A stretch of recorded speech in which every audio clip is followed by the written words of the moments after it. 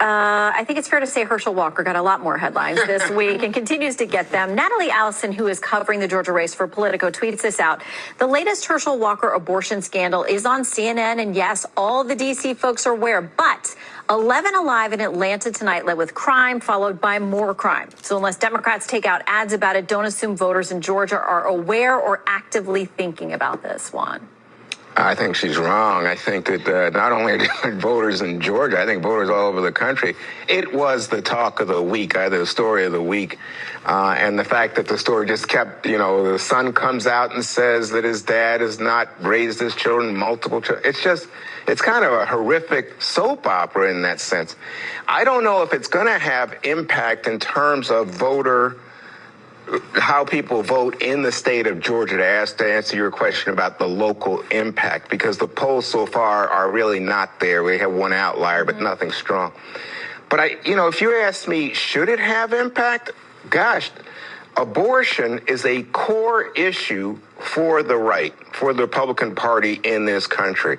You cannot give me a better example of total hypocrisy by a Republican candidate on this issue. He doesn't approve of abortion rights for people who've been raped or victims of incest, and yet here is a story that says this man is paying for abortions. Also, family values. This is a guy that's admitting, he put a gun to his wife's head. I mean, this is not a good story for anybody who cares about those core issues. It seems to me Biden won the state of Georgia by, I think, less than 1 percentage point, Shannon.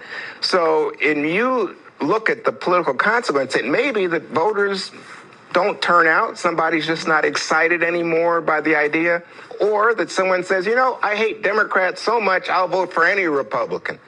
But that's neither case is it good for Republicans. It's not good for Kemp, by the way, the governor, right, if people don't show up. They don't want to vote in the other race for Herschel Walker. So what about that conundrum for pro-lifers? Herschel Walker, if this is true, has been a hypocrite on that issue. But on the other side of the ticket, you have Senator Warnock, who basically wants no limits on abortion.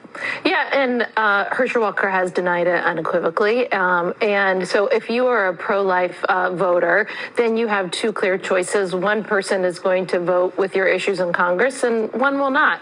When you look at poll after poll in Georgia, the last one that I saw, 28% of voters care about the economy and inflation. Abortion was about at 10%. And so if you look at your 401k, if you're a Georgia voter this week, it's down year to date about 20 to 25%. So I think what's going on with the economy, the fact that if you're trying to pay for your child's tuition, if your 401k is down 25%, that's a year of your child's college tuition or more. That's what people care about in Georgia. Okay, there's another headache out there for folks. This one goes to the White House. Washington